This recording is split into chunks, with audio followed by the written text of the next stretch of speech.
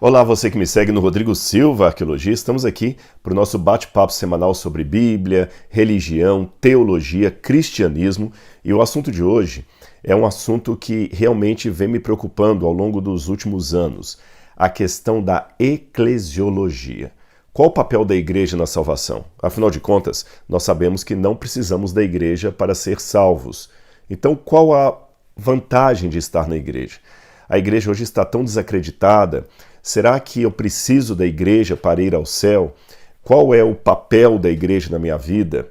Igreja, preciso estar nela? Quem precisa dela, afinal de contas? E o que é esse organismo chamado igreja?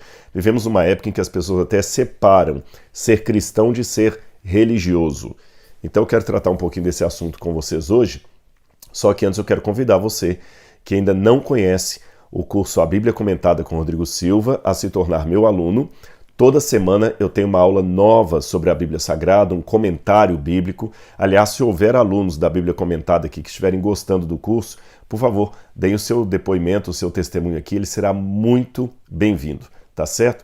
E você que ainda não faz parte, está aqui o meu convite. Depois desse vídeo, eu vou deixar aqui na descrição o link, como você pode saber mais detalhes do curso A Bíblia Comentada, tá bom? Nós vamos tratar da Bíblia toda, do Gênesis ao Apocalipse. Uma aula nova toda semana. Eu e outros teólogos amigos que eu convidei para me ajudarem aí nessa empreitada de colocar a Bíblia cada vez mais fácil e de maneira mais profunda na mente e no coração de todas as pessoas. Tá certo? Vamos então falar um pouquinho mais sobre a igreja. É um tema que, como eu falei com vocês, eu estou sentindo que ele está um pouco negligenciado até nos seminários. Poucos seminários de teologia têm uma matéria de eclesiologia. E esse assunto quase não é muito discutido, mas afinal de contas, igreja, quem precisa dela? Hoje nós temos, eu fiz algumas anotações, por isso que eu estou olhando para aqui, para não me perder. Só para vocês terem uma noção, algumas coisas que eu fui juntando ao longo desses anos aí sobre esse tema, que como eu falei está no meu coração, está me preocupando, esse tema da igreja. Eu vou passar para vocês algumas estatísticas. O Pew Forum, que é um departamento de pesquisa norte-americano muito sério, eu gosto sempre de pegar dados do Pew Forum. Eles trabalham muito com o viés, com o nicho da religiosidade, aí, do comportamento religioso no cristianismo e em outras religiões ao redor do mundo. Eles pegam muito os Estados Unidos, mas também outros países. Tem alguns dados aqui que me deixaram preocupados, eu vou passar para você.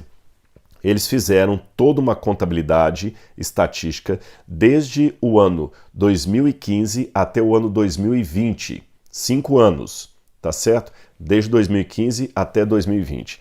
E eles notaram que nesse período, só para você ter uma noção, o número de pessoas que eram de outras religiões, ou agnósticos, ou ateus, que declararam, eu agora passei a ser cristão, conservador, praticante, foi 4.960.000.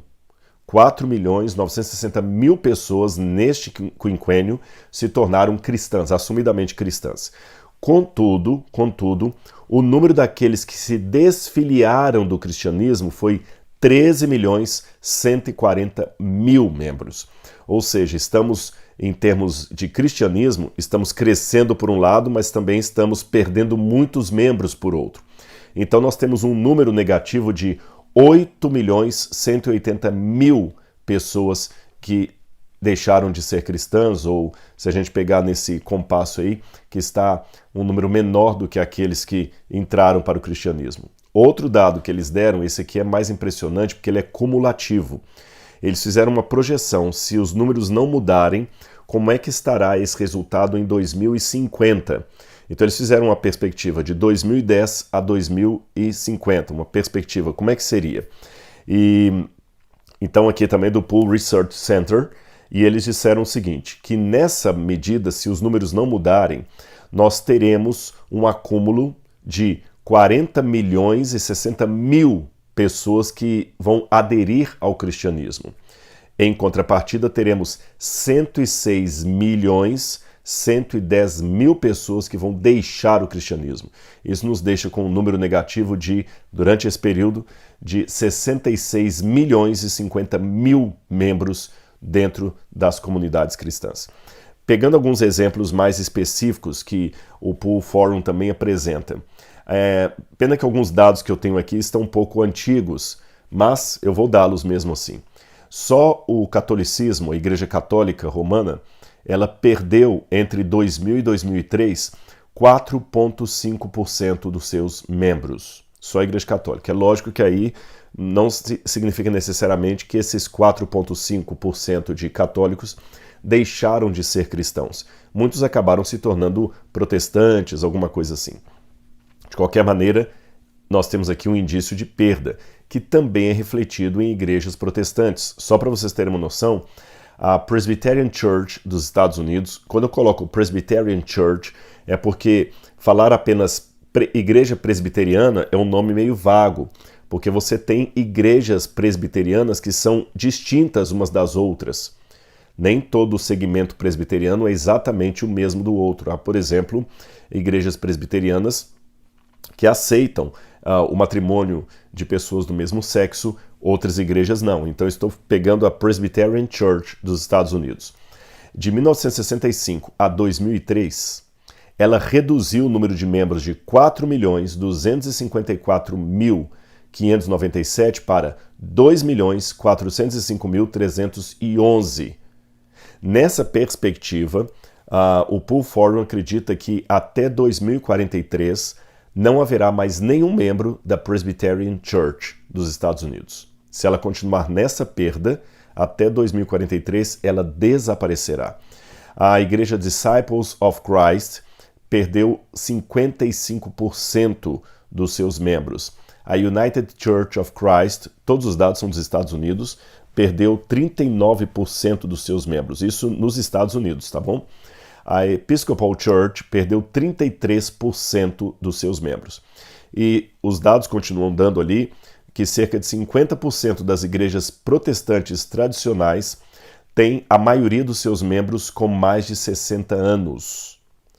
Ou seja, essas pessoas idosas estão caminhando cada vez mais para uma situação de óbito e não estão ocorrendo ingressos de pessoas novas para assim preencher os bancos vazios deixados por aqueles mais idosos.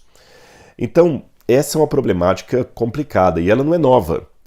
Eu vou falar um pouquinho da história do catolicismo. Nos anos 1960, na década de 1960, quem é católico conhece bem essa história, a igreja estava no auge do chamado Concílio Vaticano II.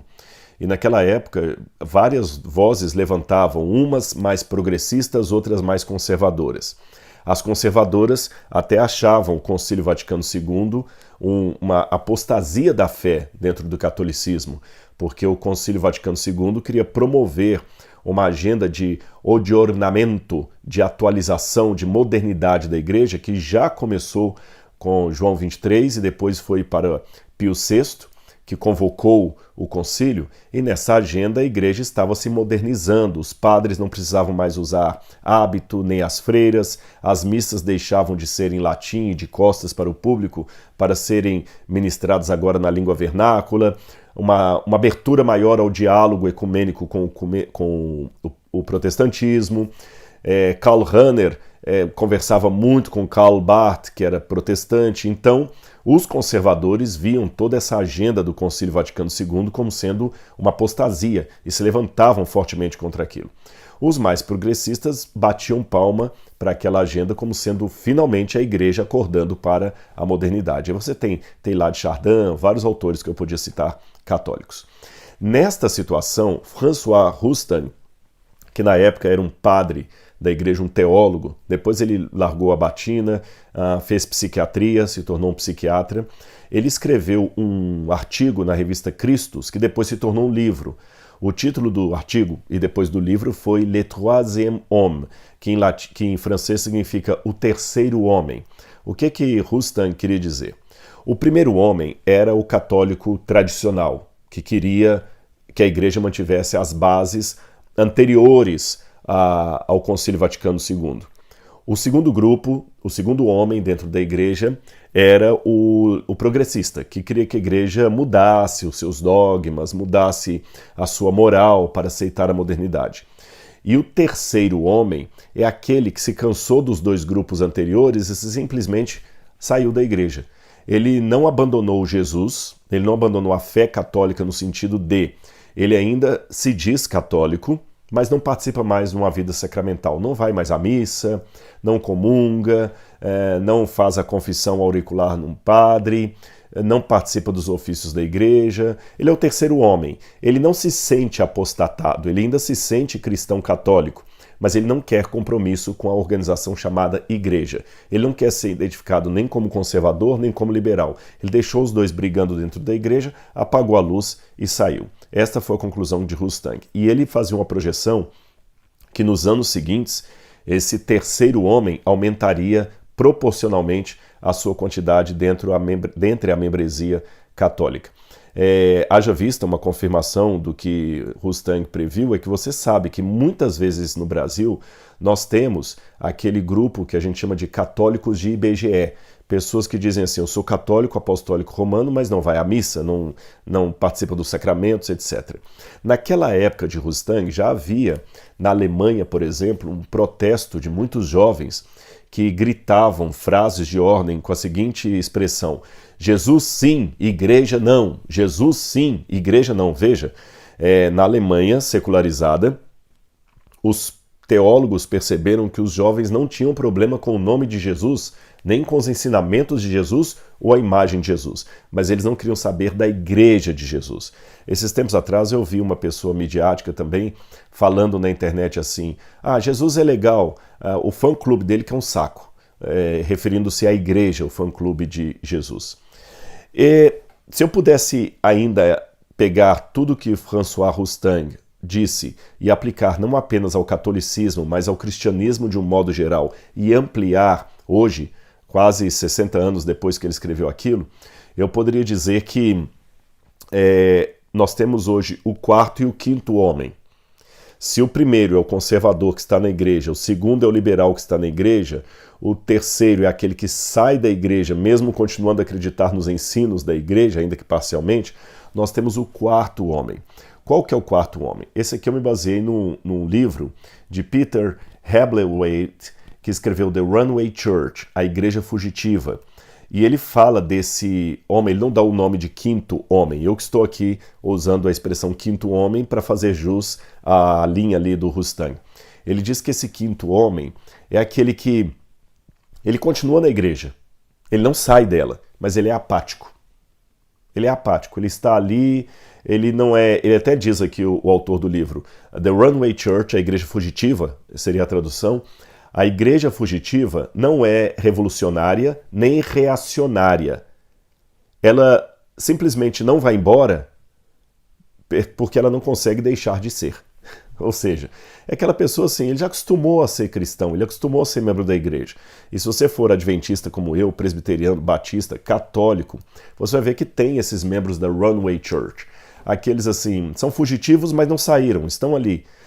São como pessoas que estão numa penitenciária que se ele pudesse, ele escaparia dali. Ele não vai embora da cadeia, não é porque ele não quer, é porque não tem como, tem grades que o prendem ali. Se ele não tivesse aquelas grades e tivesse uma rota de fuga, ele também fugiria da cadeia.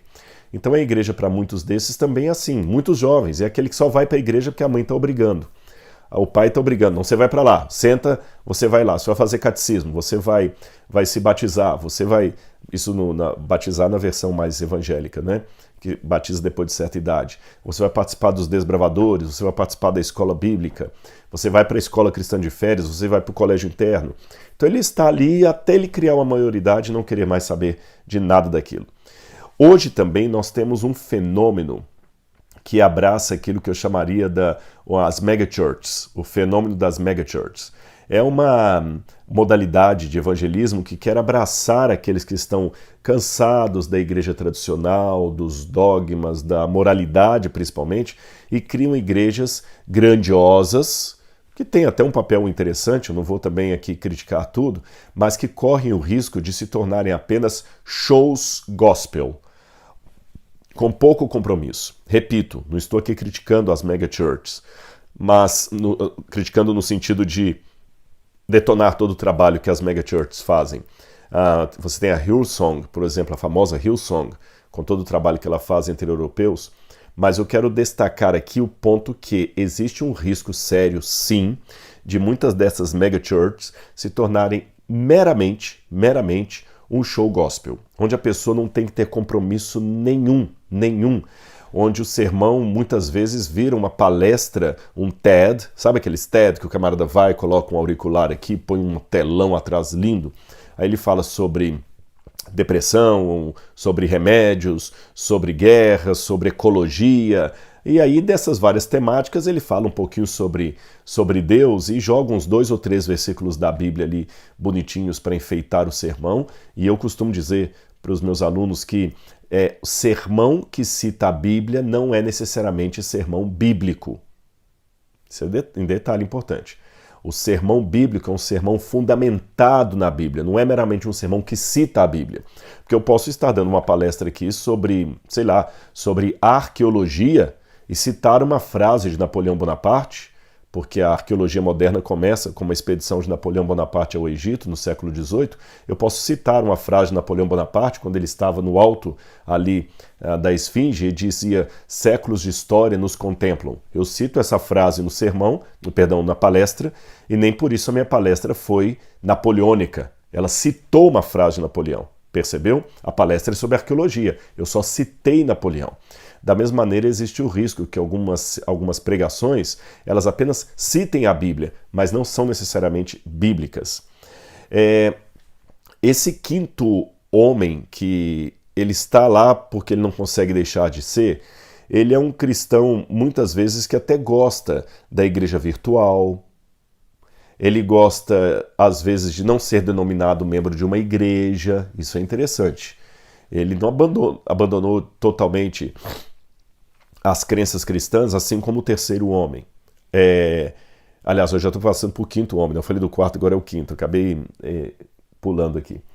O quinto homem, ele gosta das megachurches porque ele só vai lá, assiste um belo de um coral, uma boa de uma palestra de autoajuda com alguma coisinha da Bíblia. É uma palestra que geralmente não cobra nada dele, ela só o faz se sentir bem consigo mesmo. É uma palestra onde Deus geralmente só conforta, entende, apela. Deus não demanda nada de você, Deus não pede que você se santifique, que você mude de vida. É uma graça barata, para citar Dietrich Bonhoeffer. Então, nós temos esse tipo aí que eu poderia chamar de o quinto homem. E para ficar claro para você aqui, para não ficar confuso, o primeiro homem, para pegar a história do Rustang lá, seria o conservador. O segundo homem, o reacionário. O terceiro é aquele que abandona porque não quer saber da briga dos dois. O quarto é aquele que não abandonou, ele ficou dentro da igreja porque não tem opção. E o quinto homem é esse fenômeno de cristão reacionário, revolucionário, que ele critica muito a igreja, prefere a igreja virtual, prefere não ser identificado como religioso, faz uma distinção entre cristianismo e religião, uma distinção para mim completamente sem sentido. Não, Jesus não pregou religião, o cristianismo não é religião, é meio estranho assim, chama todo mundo que é religioso de de gado, são gados, eu não sou, e assim por diante. E muitos desses, até um livro interessante da Marília de Camargo César, Feridos em Nome de Deus, publicado pela Mundo Cristão. Eu não sei se esse livro ainda está sendo publicado, mas é muito bom vocês lerem, que ele fala de 2 tipos principais desses, os que são feridos em nome de Deus e aqueles que são críticos do sistema. Também não vou jogar pedra nesse quinto homem, porque realmente há coisas dentro do sistema que estarrecem muito. Há muitas pessoas que estão abandonando as igrejas por causa dos escândalos sérios que acontecem ali. Em todas elas, aqui nenhuma salva, nem a minha, nem a de ninguém, sabe? É uma denúncia no catolicismo contra abuso infantil, é uma denúncia contra igrejas evangélicas por uso indevido de dízimos, discriminação racial, uma série de problemas. Todas as igrejas têm problemas nesse sentido, problemas morais, etc. Isso é sério. E lembra que eu falei com vocês no início do vídeo do católico não praticante, o católico de IBGE, que na hora que o censo do governo passa, ele fala que nós somos católicos, mas ele nunca mais foi à igreja. Nós temos esse fenômeno também agora dentre os evangélicos. Eu tenho um dado aqui que foi publicado na revista, na Prime.com que diz que o Brasil tem mais de 4 milhões de evangélicos não praticantes. Esse aqui é um pouco antigo, esse aqui é de 2020, mas naquela época já 4 milhões de pessoas se diziam evangélicos, mas não iam a igreja nenhuma. E tem um artigo muito interessante que foi publicado na PUC do Rio Grande do Sul, dos debates do NER, escrito pelo antropólogo, acho que ele é sociólogo, perdão, Ricardo Mariano, que ele falou das mudanças no campo religioso brasileiro. Foi um artigo acadêmico, no censo de 2010. O artigo está um pouquinho antigo, mas a essência dele eu acho que ainda é muito bem-vinda. E o autor, o Ricardo Mariano, ele foi muito ao ponto aqui. É um artigo acadêmico, tá? Ele diz que o crente de hoje pretende ser cada vez menos minoritário, menos sectário, menos distintivo, menos contrariado. E, ao mesmo tempo, ele quer ser mais dotado de legitimidade social, de independência religiosa, de adequação ao mundo e mais atendido ao seu estilo. Ou seja, uma religião customizada, uma religião feita para ele. Hoje as pessoas não querem mais ser minoria, sofrer em nome de Jesus, ser motivo de chacota no emprego. Não, ele quer ser um crente descolado. Alguém que o pessoal fala assim, que legal, você é crente? Como hoje é legal ser vegano, como hoje é legal ser ecologista, como hoje é legal ser de esquerda, como hoje é legal ser feminista, como hoje é legal ser comunista, como hoje é legal ser descolado. Eu também quero ser cristão nesse mesmo jeito assim. Eu quero que as pessoas me aplaudam.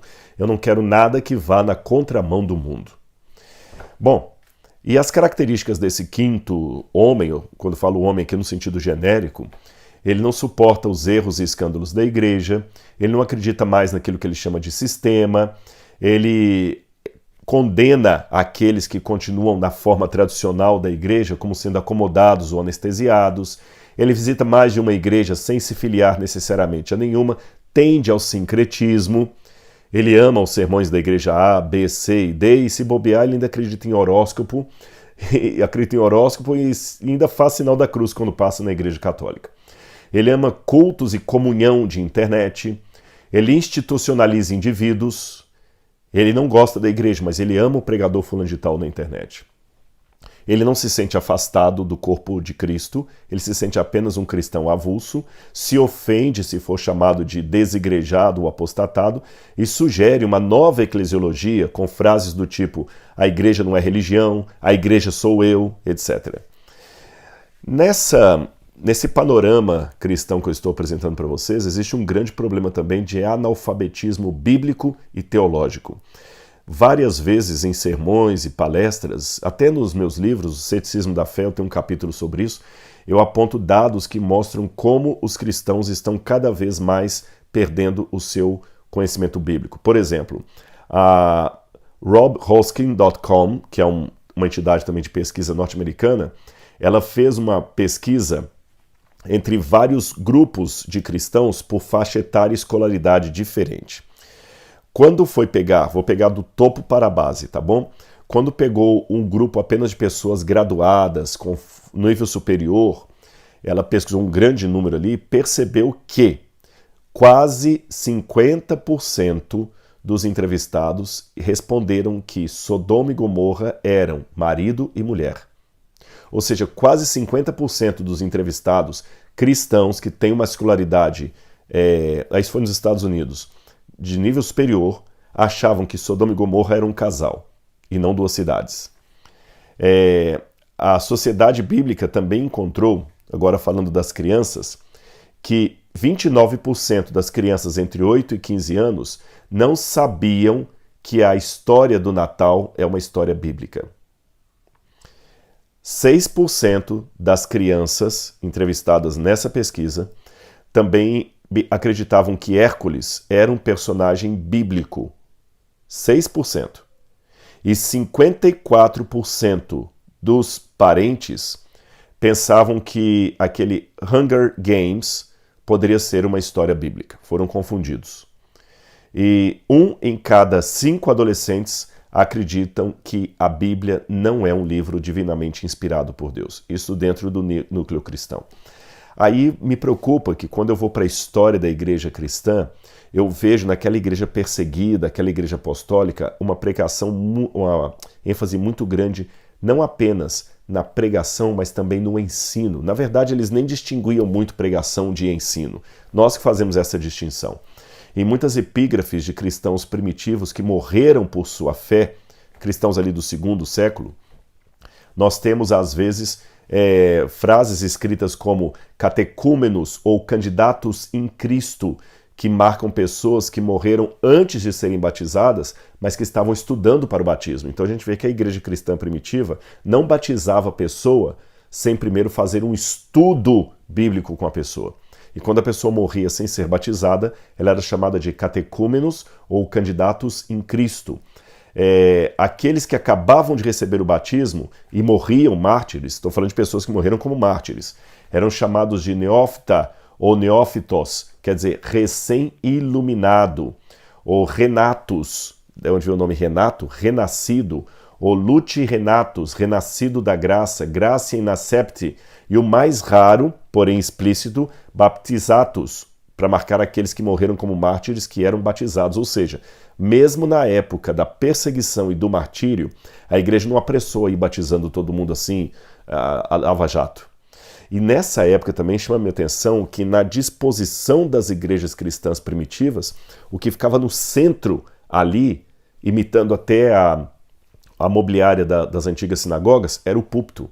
Porque você teve as sinagogas que tinham no centro o púlpito onde a Torá era lida, as pessoas ficavam todas em volta. Depois vieram as igrejas que eram reuniões em lares, ainda não tinha capela, porque a igreja era proibida, então por isso que elas reuniam nas casas uns dos outros. E quando essas casas foram adaptadas para serem domus ecclesia, elas seguiram aquele formato, colocavam no centro a palavra. Depois de Constantino, quando a igreja foi mudando a arquitetura dela, aquela palavra, aquele púlpito que ficava no centro foi para o canto, e os bancos ficavam aqui, depois, mesmo assim, ficava central. Quando a igreja começou a dar ênfase ao sacramento, o púlpito foi para o lado, a mesa do sacramento foi para o meio, depois o púlpito veio para cá e ficava só o sacramento. Quando a reforma protestante veio no século XVI para renovar o sola escritura, trouxeram de novo o púlpito ali para a frente da igreja. Então vocês veem que a mudança do púlpito ao longo da história do cristianismo corresponde a mudanças de ênfase teológica. E hoje a gente vê em muitas igrejas a retirada do púlpito para colocar a banda. Fica a banda, não tem púlpito, e lá no finalzinho vem um pastor com auricular assim, sacudindo a Bíblia como se fosse quase uma palestra de autoajuda, e quando muito trazem um púlpitozinho pequeno de acrílico e colocam ali quase parecendo uma plataforma para colocar uma pasta de partitura, ele coloca a Bíblia ali em cima e as pessoas já não têm mais aquela noção de sola escritura. É a banda, é a música com ênfase, a pessoa fica muito emocionada, chora, canta, vibra, dá glórias, aleluia, e depois um sermãozinho lá de autoajuda de 15, 20 minutos, e as pessoas saem sem conhecer qual é a mensagem bíblica. Irmãos, nós temos que entender que a beleza é irmã da liturgia.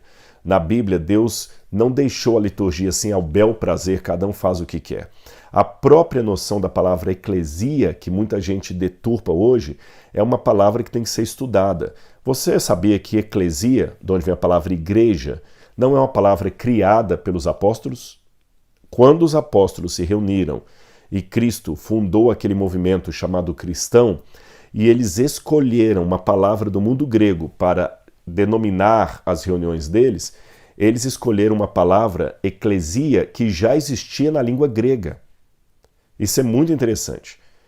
E, apesar da semântica, em nenhum lugar do Novo Testamento, a igreja é um prédio. Isso eu concordo. Quando o pessoal fala a igreja não é um prédio, a semântica hoje ele fala, eu vou à igreja que fica no bairro tal, a igreja do bairro tal, a igreja de Nossa Senhora de Fátima para os católicos, ou a igreja adventista da Barra para os adventistas, ou a igreja batista da Atitude, você está pensando no prédio. Tudo bem, hoje a semântica dá essa conotação. No Novo Testamento, a igreja não era prédio. Aí muita gente está batendo palma, aí eu estava certo. Igreja não é prédio, não é tijolo. Mas calma, deixe-me terminar a frase. Igreja também não era indivíduo. É errado dizer a igreja sou eu. Porque, em primeiro lugar, a palavra igreja é um coletivo. Dizer a igreja sou eu é tão errado quanto dizer A abelha é a colmeia. A colmeia não é abelha. A colmeia é um coletivo de abelhas, no plural. Jesus não falou: onde houver um reunido em meu nome, lá estarei. Onde houver 2 ou 3 reunidos em meu nome. Reunidos. Então a religiosidade, a liturgia, não é aquela coisa individual, eu e Deus, Deus e eu. Há momentos de solitude com Deus, isso é óbvio. Jesus teve momentos em que ele afastou do grupo e foi orar no monte, só ele e o Pai. Isto é claro. Eu tenho meus momentos particulares com Deus. Mas esses momentos particulares jamais abstêm dos momentos coletivos com Deus.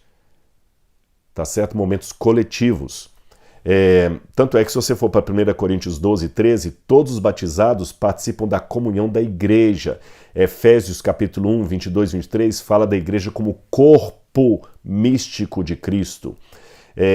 Romanos 16, 15, a igreja que se reúne na casa de uma pessoa. Se a pessoa é igreja, como é que a igreja se reúne na própria igreja? Agora, uma questão interessante mais sobre as igrejas. Por que eles escolheram este nome? Já falei que é um nome coletivo. Outra coisa que me chama a atenção é que havia outros nomes na língua grega que os apóstolos poderiam ter eleito para chamar o seu movimento. Eles podiam ter usado a palavra simpósium, podiam ter usado a palavra deipnon, podiam ter usado a palavra scholion, a rinomasiai, podiam ter retareiai, podiam bule, que é comissão. Por que eles escolheram igreja? Porque todas essas palavras que eu citei para vocês são palavras de reunião informal. Informal. Simpósio, por exemplo, seria um happy hour hoje. Um simpósio. É uma refeição que você reúne para poder bater papo, colocar a conversa em dia, confraternizar. Isso é um simpósio. Eles não usaram a palavra simpósio para o movimento, usaram igreja, eclesia. Por quê? Porque igreja não é mera confraternização. Igreja não é mera reunião para bater papo. Igreja não é happy hour. E a característica interessante da palavra igreja em grego, falei, os apóstolos a tomaram no mundo grego, era uma reunião com participação do povo, com agenda, protocolo, que hoje nós chamamos de liturgia. Tinha hora para acabar, hora para terminar. Havia determinações quem podia participar da igreja, quem não podia participar. Eu fiz uma longa pesquisa disso no mundo grego. Você tinha, por exemplo, era a igreja no mundo grego que decidia as coisas da sociedade, a Kyria, a eclesia, que é a assembleia soberana. Solon, por exemplo, permitiu a participação do povo na eclesia, e a eclesia tinha um prédio próprio para isso, que seria a Ecclesiaterion, um prédio onde a assembleia se reunia. Interessante que esta era a ideia de igreja no mundo grego. Então, se os apóstolos, inspirados pelo Espírito Santo, escolheram este nome para denominar o grupo, é porque eles queriam algo que fosse parecido com aquilo do mundo grego. Senão, eles chamariam de simpósium. O simpósium que reúne na casa de fulano, manda saudações para você. Paulo nunca falou assim, o simpósio de Deus, Cristo morreu por seu simpósium. Paulo não falou Cristo morreu por sua deipnon. Paulo não falou Cristo morreu por a sua scholion. A scholion seria como se fosse um grêmio. Paulo falou o seguinte, Cristo morreu por sua igreja. Então temos que dar atenção a isso. O que significava a palavra igreja naquele tempo para ele usar a palavra? Da mesma maneira, essa palavra corresponde ao Antigo Testamento, onde o povo de Deus era chamado de kahal.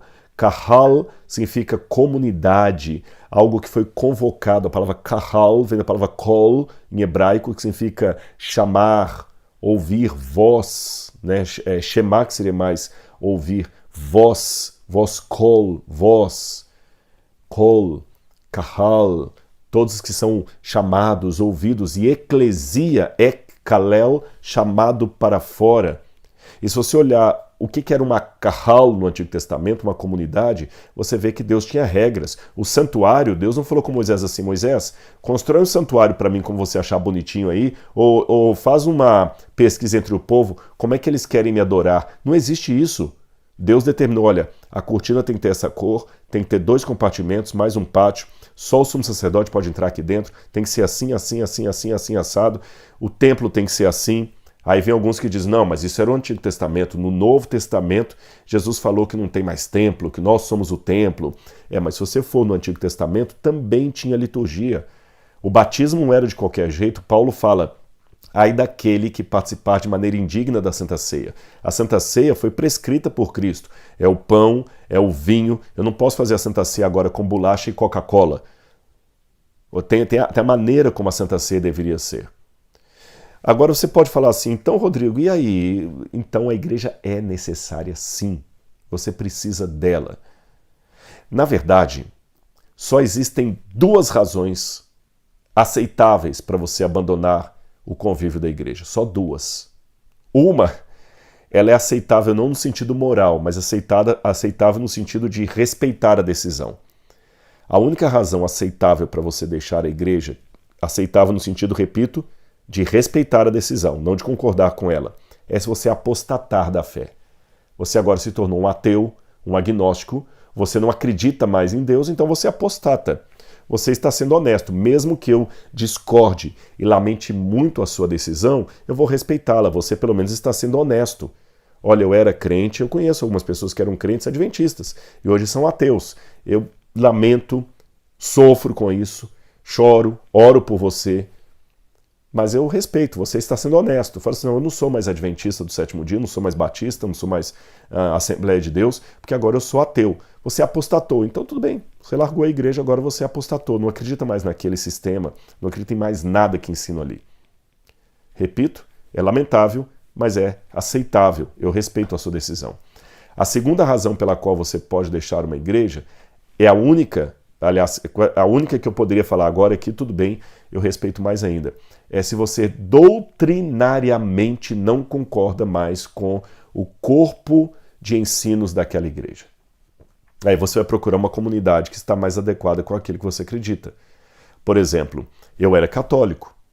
Quando eu descobri na Bíblia algumas verdades que, a meu ver, estavam contra aquilo que eu acreditava na igreja católica, então eu deixei de ser católico e me tornei adventista.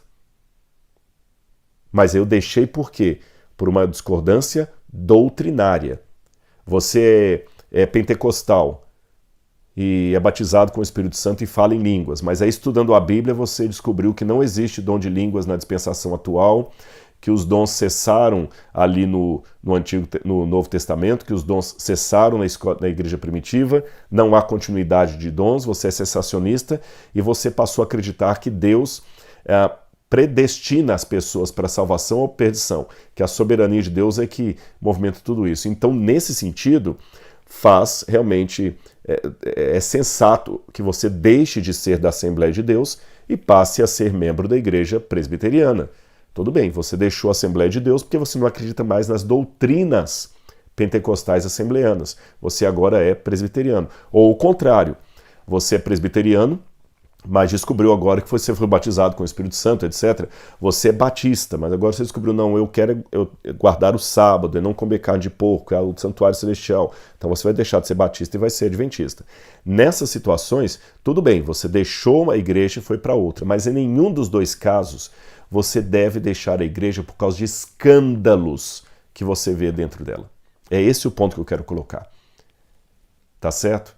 Muitas pessoas estão deixando a igreja, eu estou deixando porque eu me escandalizei lá. Não faz sentido isso. Porque, veja bem, tem muito escândalo no futebol e eu não vejo nenhum corintiano deixando de ser corintiano por causa do escândalo no Corinthians. Eu não vejo nenhum flamenguista deixando de ser flamenguista por causa do escândalo do Flamengo. Eu não vejo nenhum atleticano ou cruzeirense abandonando o seu time porque ele está perdendo todos os campeonatos. Eu não vejo isso. O pessoal até brinca, quem gosta de futebol, né?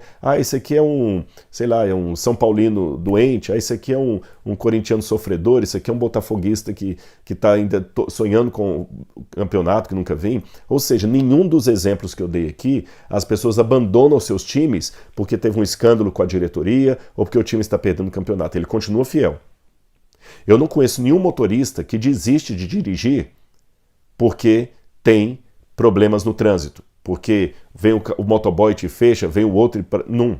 Aliás, falando em motoboy, eu não conheço nenhum motoboy que... O motoboy pode falar que ainda ele é obrigado por causa da profissão. Vamos pegar alguém que gosta de motocicleta. Eu não conheço ninguém que vende a moto porque fala assim, não quero mais saber disso porque é perigoso com moto. Eu não conheço ninguém que abandona determinadas coisas pelos escândalos que acontecem ali, mas quando é a igreja, você quer abandonar. Por quê? Quantos problemas nós temos de escândalo em Hollywood, de drogas, promiscuidade, violência de todo sentido contra a mulher, contra o negro, e as pessoas continuam consumindo os filmes de Hollywood.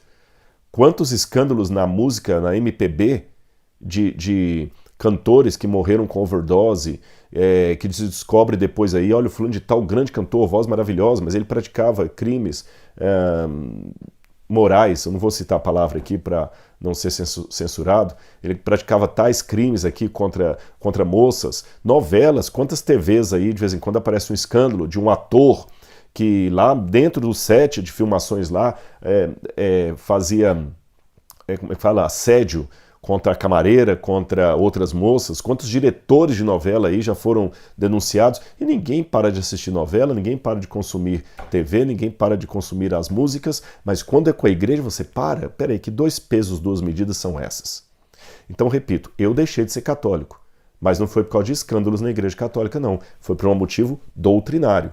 Porque se eu deixar de ser católico por causa dos escândalos na igreja católica, eu também vou deixar de ser adventista, porque tem coisa errada também na minha igreja. Aí, para ser coerente, eu vou deixar também de ser brasileiro, porque tem coisa errada no Brasil. Vou deixar de consumir internet, porque tem coisa errada na internet. Vou deixar de consumir Facebook ou até a plataforma do YouTube, porque tem coisas erradas aqui também. Injustiças, um monte de coisa. Percebeu? Bom, para terminar, eu quero ficar com o que diz a Bíblia. A menos que você, repito, tenha apostatado da fé, deixou de crer, ou tenha tido uma compreensão doutrinária diferente da que você tinha, fora esses 2 motivos, não existe nenhuma razão aceitável para que você deixe de frequentar a sua igreja. Eu vou ler aqui o que está em Hebreus capítulo 10, versículos 25 e 27. Olha o que diz o autor de Hebreus. Não deixemos de nos congregar como é costume de alguns. Pelo contrário, façamos admoestações, ainda mais agora que vemos que o dia se aproxima. Porque, se continuarmos a pecar de propósito, depois de termos recebido o conhecimento da verdade, já não nos resta sacrifício pelos pecados. E é interessante, quando Paulo fala assim, não deixemos de nos congregar, a palavra grega que aparece aqui é episinagogen.